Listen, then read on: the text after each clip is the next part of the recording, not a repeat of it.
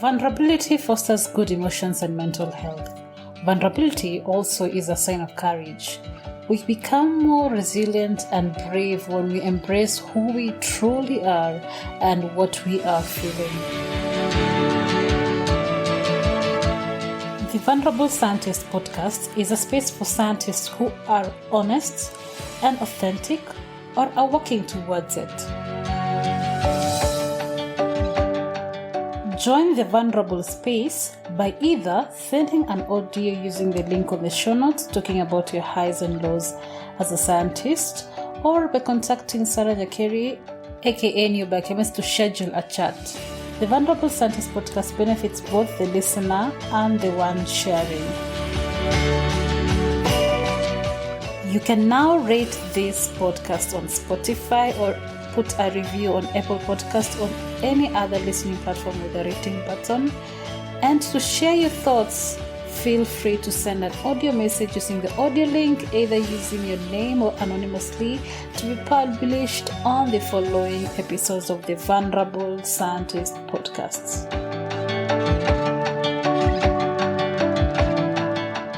Are you wondering what I use to upload and store my website spaces? Host Pinnacle. I've been using it for over 2 years right now and it has never disappointed me. So host your website today using Host Pinnacle, cheap and affordable and reliable services.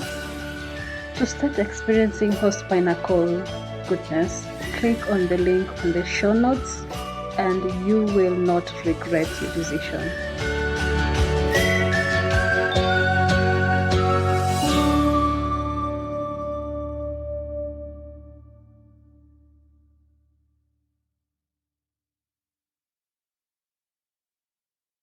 Hi, welcome to the Vulnerable Scientist podcast. This is your host, Sarah Nyakeri. On this part 2 of this episode, Bernice tells us more on how she transitioned from plant breeding to a career in bioinformatics, and also how she navigated her way from an undergraduate degree into a master's degree. And also she gives her time to explain more about what CIMMYT and CALRO does. Enjoy. How long did it take you after you finished your bachelor's to get to your master's? How long did it take you to start my master's? Yeah. Okay. How long did it take me to start? I would say it took me about 2 years, 2.5 years to actually start my master's. Yeah. But I was registered. Okay, so I registered at the University of Eldoret, but then I did my coursework and then I deferred a bit for like 2 years. And then at that time, in the middle of it, they changed systems, Matiang'i came up in the education system, so they changed some things quite a bit.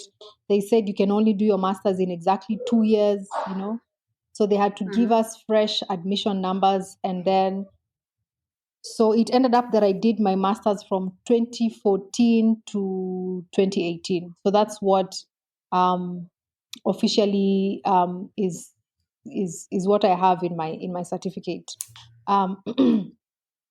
because they had to change a little bit. So all this time after you finished your bachelor's, you were doing volunteer positions?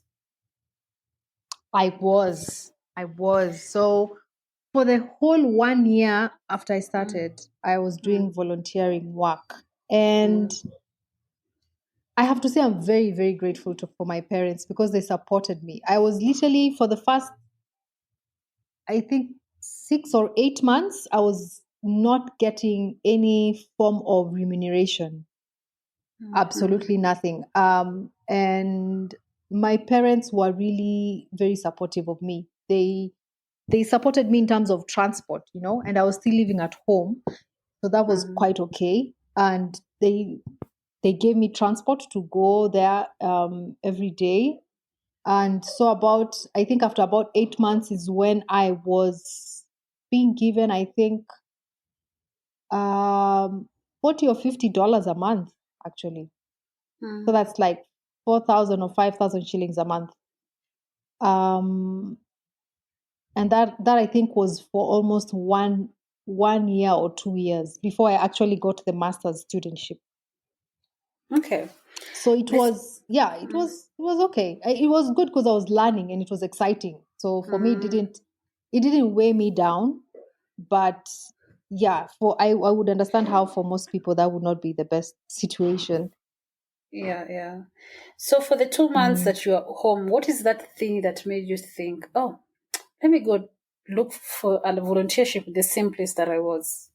What made me think? Um, One, I hate being idle. I sincerely hate being Mm. idle. So, um, staying at home for 2 months, and I mean, I was thinking, okay, I'm here, I'm at home. Um, I'm enjoying being at home. Yes, I've just finished my undergrad, and of course, the first month I did a lot of watching of movies and reading novels. I'm a fan of reading. I read a lot. Mm. But at some point, I asked myself, then what next? What do I do Mm. after here? Mm-hmm. A lot of people at that time were doing computer courses, you know. Usually you're doing computer, you're doing CPAK, you're doing accounting, and I hate accounts. I hate mathematics. I don't hate mathematics per se, but I hate accounting. So there was no way I was going to do CPAK. I couldn't know. Mm. Mm. Um, and I already done computers. I already loved computers at the time. So I mean, I did know about, so I was not going to do another introductory course into computing. So I'm like, okay, I have six. I mean, I finished my coursework in May, or was it? Yeah, in May. No, Mm-hmm. in April. Yeah, in April. And I was going to graduate in December. So I'm like, okay, until December, or at least until I get my certificate, then let me just go and continue learning what I was learning during my undergraduate. And I went there, by the way, I didn't think she'd give me the the opportunity to volunteer. I just went. I told my Mm. mom, let me go and see if Dr. Laura would be willing to work with me, even if it's just for free. So I get Mm. somewhere to be going every day and learning some experience. So I went, and she said it's okay, it's cool. And you know what? Actually, I forgot to mention. So for Mm. those 2 months, there was a friend of Mm. my mom who was a technician at a community dispensary here. Mm-hmm. And because I'd done biomedical sciences and technology, we did quite a bit of anatomy and, you know, all the blood, how to do blood work, how to do the lab tests for all those human diseases. She's like, you can also go and volunteer there, just go and do. So I did like 2 weeks. I did like 2 weeks in a dispensary. And oh my God, I'm Mm-hmm. glad Dr. Laura was able to take me up for the volunteership. Oh my. I applaud the people who work in the medical industry. It is not easy. I Mm. tried to draw blood once. Oh my God, I couldn't. Yeah, that was not going to work for me. So yeah, and I, I went and talked to Dr. Laura. And fortunately enough, she was able to give me a position to volunteer. So yeah, that was good. Okay. And after that, she Mm. continued. So I think after the 6 months were up, is when she said, "Yeah, you may continue to work for us, and we'll see if we'll be able to give you something small." So at least I had the motivation to continue for the 8 months before they started giving me the 4,000 a month. Yeah. Were you looking for other opportunities? Mm. Um, I have to say no. I was Mm. really enjoying myself working there at the time, and all the people. Okay, at least the classmates that I knew and we kept in touch with were all. Mm. Most of them were working as medical sales rep. You know, Mm-hmm. we did, a lot of us did, for most of us who did biochemistry and did biomedical sciences, they went naturally. I don't know if it was natural at the time that they went into doing medical sales rep jobs. Mm-hmm. And no, Aki, that was not for me. During one of the long holidays, I had done a stint Mm. for Manji doing sales. And I had also Mm. done a stint for Safaricom doing sales. And there was no way I was Mm. doing sales again. So Oh, no, you I was didn't not like looking for it. more. No. Okay. It's not something I, at least not at the time, I didn't enjoy it. No. All right. So you've met these people, they've told you about these studentships, and you want to start your master's. Mm-hmm. So take us from there. Yeah. So I wanted to do my master's, and I honestly didn't want to go back to Egerton. I don't know why, but I didn't want to go back to Egerton University. This is a question a lot of people have always asked me. I mean, naturally, you did your undergraduate there, and you want to do your MSc, you're right in Joro, and you want to go to Eldoret. I'm like, yes, I want to go to Eldoret because it's a different experience. Mm, I've always loved being in new places. They kind of I enjoy being lost for a bit. I love the challenge, I have to say. mm, And I wanted to experience a different place, I think. So I went to the University of Eldoret, and they had a course in plant breeding and biotechnology. I mean, it was literally exactly what I was doing in Kalronjoro. mm, So it fit quite well. I had also applied to JQuat, I think.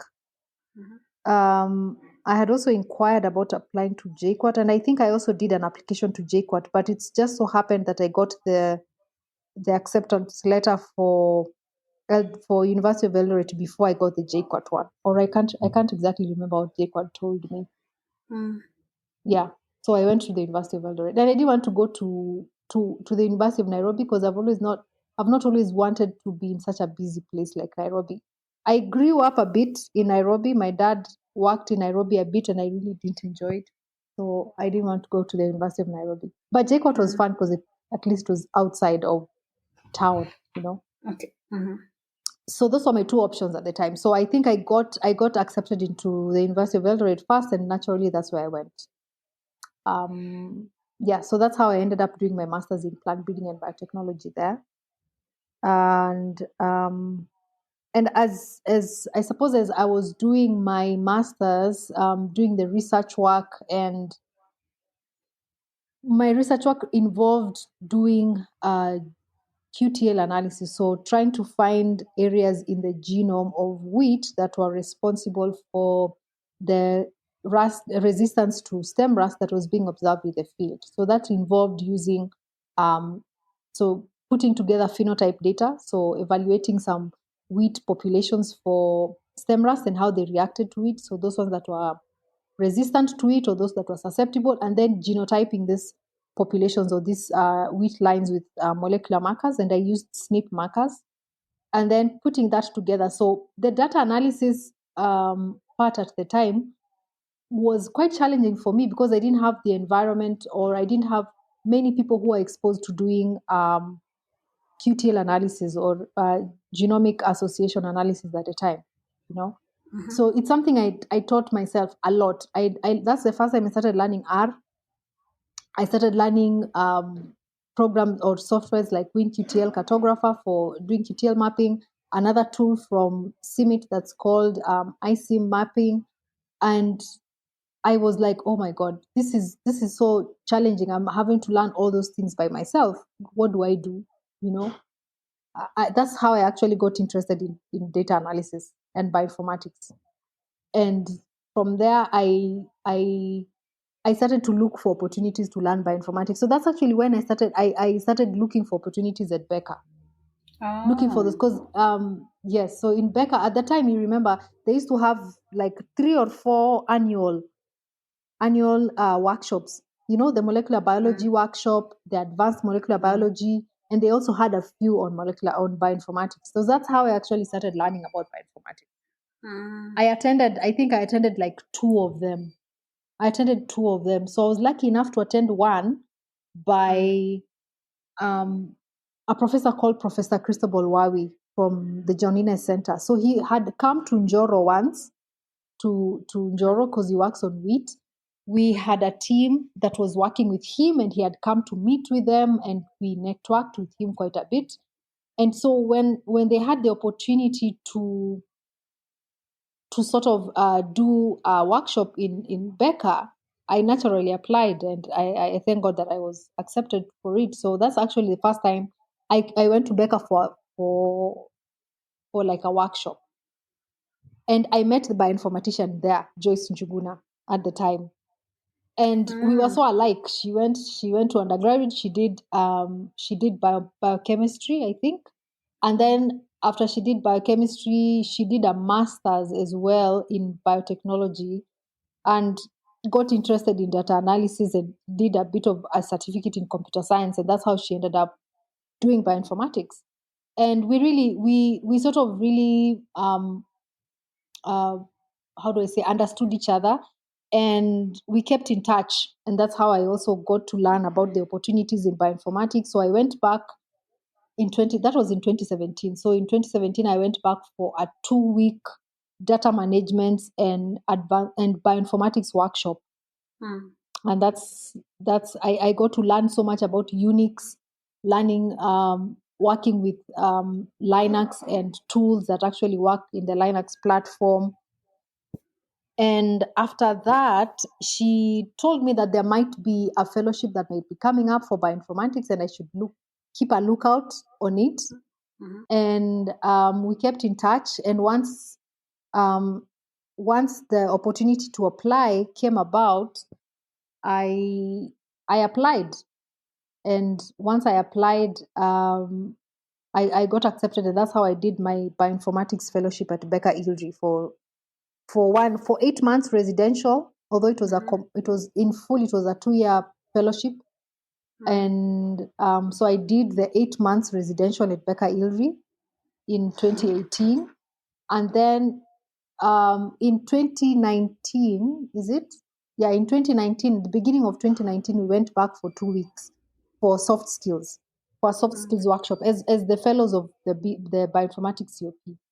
And when we were there, I met Trusha. Trusha Shah is a bioinformatician at the IITA office that's situated at the Ilri campus. And he came to celebrate the 1-year birthday for the bioinformatics COP. And while he was teaching us during the bioinformatics COP, he taught us about RNA-seq analysis. And when he came, he mentioned that he was looking for somebody to work with him as a research associate or a bioinformatics consultant. And so when we went back in 2019, I asked him, "Are you still looking for somebody to work as a bioinformatics consultant with you?" And he's like, "Yes, I am. I'm still applying." And this was literally over a coffee. We were having coffee at the 10 o'clock tea break. And he's like, "Yeah, I am. Are you interested?" I'm like, "Yes, very much interested. I would want to get that experience. It would be my first time working with a bioinformatics experience. I've always worked in plant breeding and molecular biology. So yes, I would still be interested." So he told me, "Yeah, come to my office tomorrow at 10:30. Send me your CV, send me your experience, what you've done, and a cover letter, and then come to my office tomorrow at 10:30 and we can discuss." And I went and we discussed, and that's literally how I started working as a bioinformatician for IITA. Oh, so that was my wow, first experience working as a bioinformatician. Wait, so 2014, that's where you started your master's, right? That's when I started my master's. So all this time, what were you doing apart from being a student and for the fellowships that you are getting at Becker Ilri? To be honest, that's actually all I was doing. So I did my 2 terms of coursework in Eldoret. And as I was doing my coursework in Eldoret, I got offered the studentship at Carl Ronjoro, to work on in the wheat breeding platform as a research intern.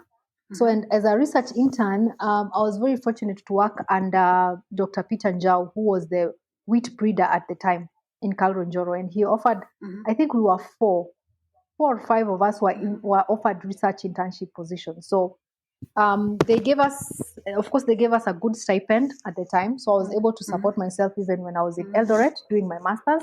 And at the same time, I got the opportunity to do my master's work with them.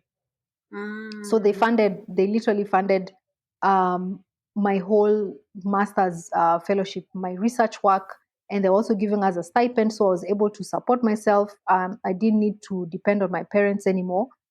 So I went to, Eldoret. I was able to support myself, and I was still working as a research intern at Njoro.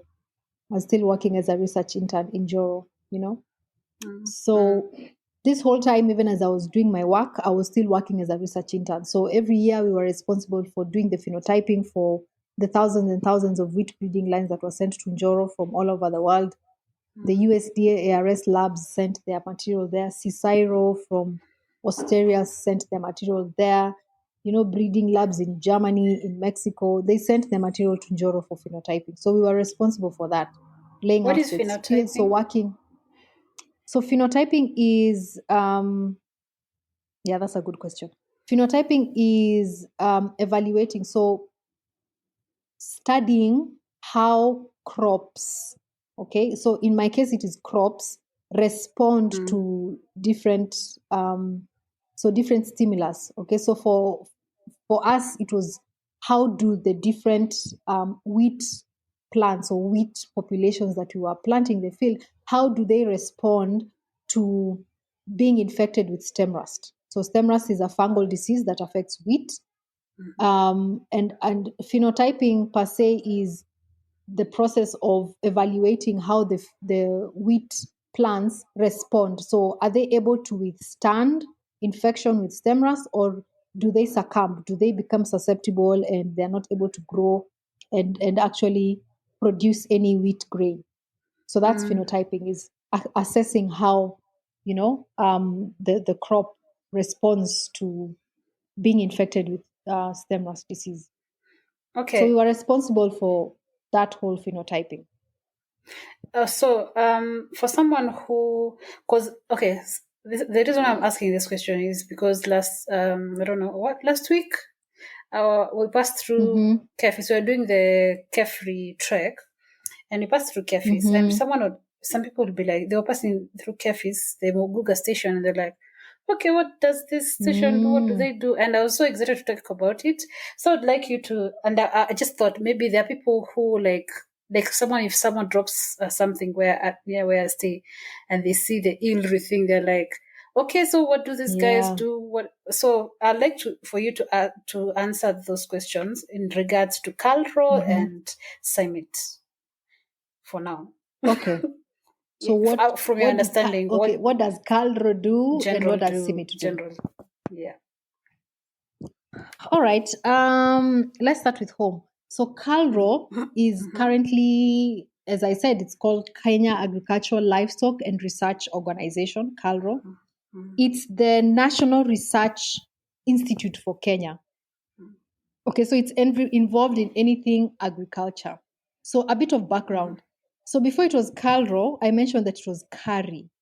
So Yeah. CARI was mainly Kenya Agricultural Research Institute, and it dealt with crops. And did it deal with?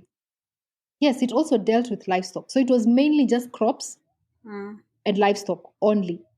Okay. But then in 2013, through a parliamentary enactment, they combined so many of the research institutes that were there into one big institute. So, in essence, it combined all the research institutes that were involved in doing research that was agricultural based. Okay, so working or researching on crops, food crops and cash crops and livestock. So it combined them. So it combined CARI, it combined the Sugar Research Institute, I think that was what it was called. So the Sugarcane Institute, it combined coffee, the Coffee Research Institute. It combined fisheries. There's also a fisheries wing, I think. So it combined all of that into CALRO.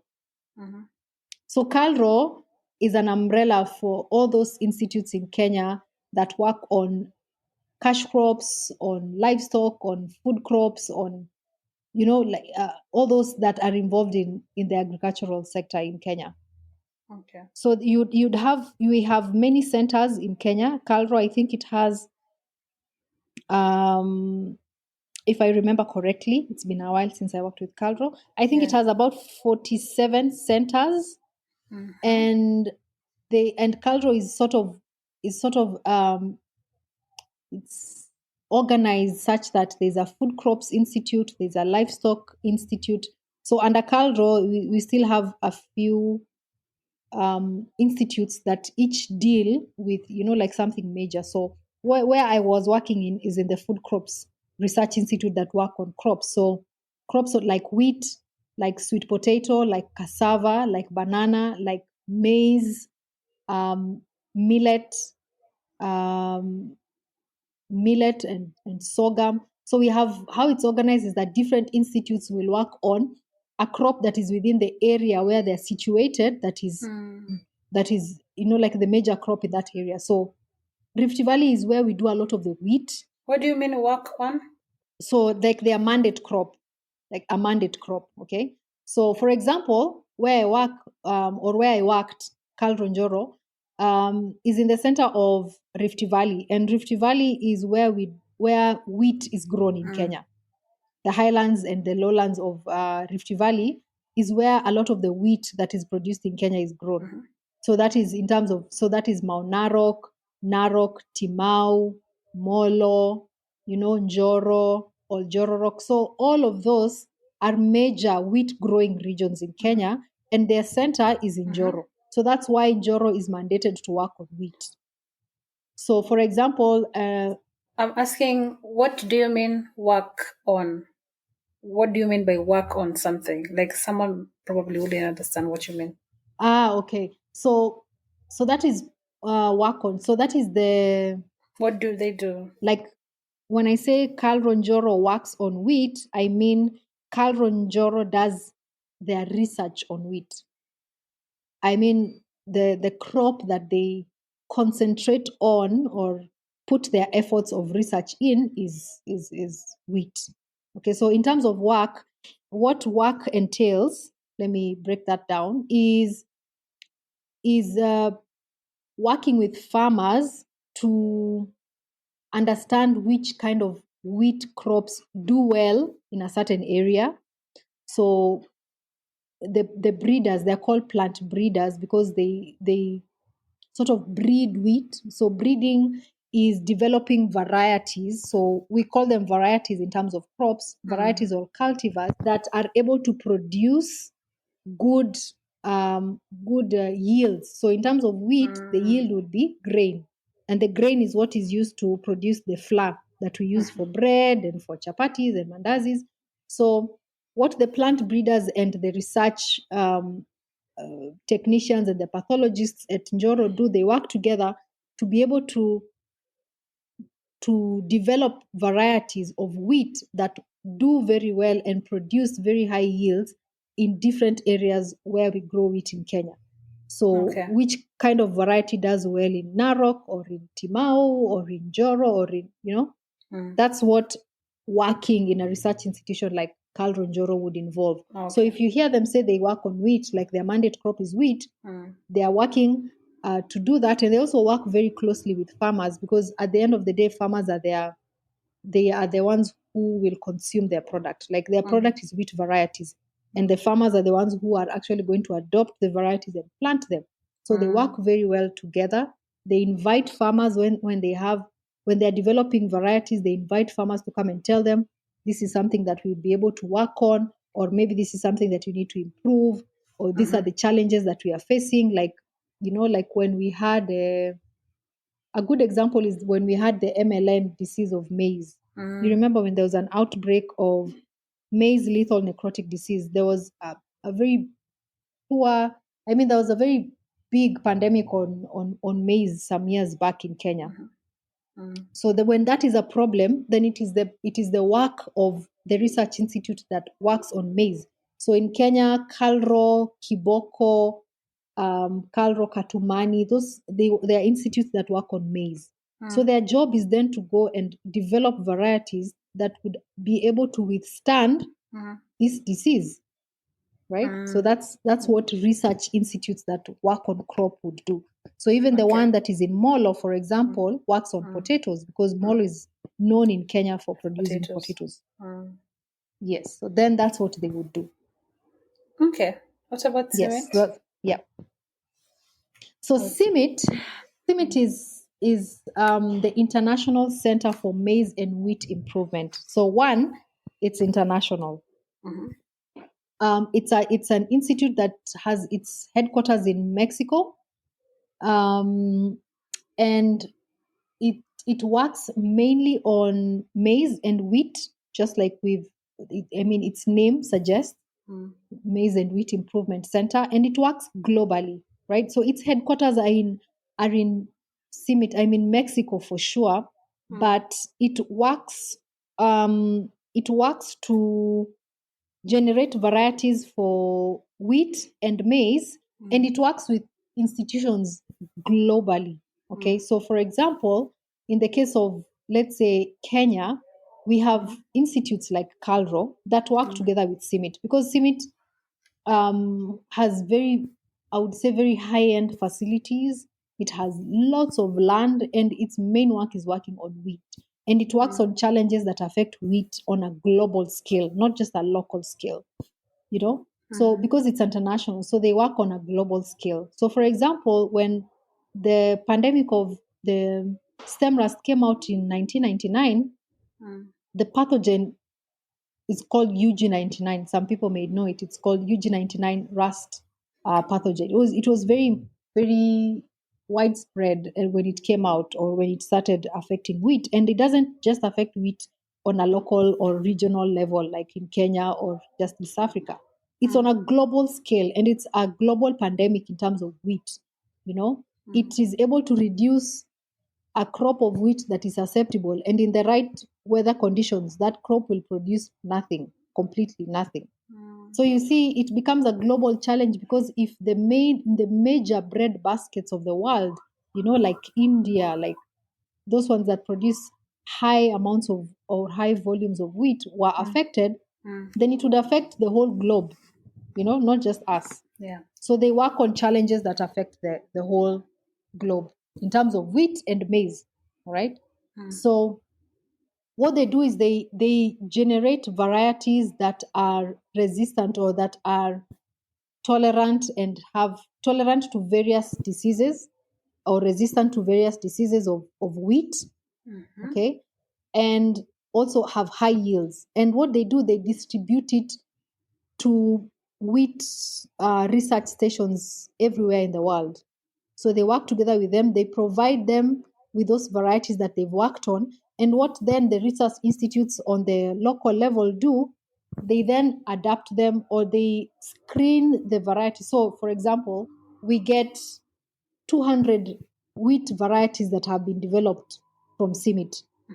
What Carl Ronjoro will do is he's going to take those 200 wheat lines and go and plant them in the wheat growing regions in Kenya. So I plant them in Timau, I plant them in Narok, I plant them in Oljororok, and I see which ones do well. Which ones do well in each of those areas, which ones are able to withstand the challenges. If it's the diseases, if it's the climate, they're able to do well in those areas. Then those ones will then be adopted to be grown in that area. Okay, and they will be released as varieties to be grown either in Joro, in Timau, depending on where they do well.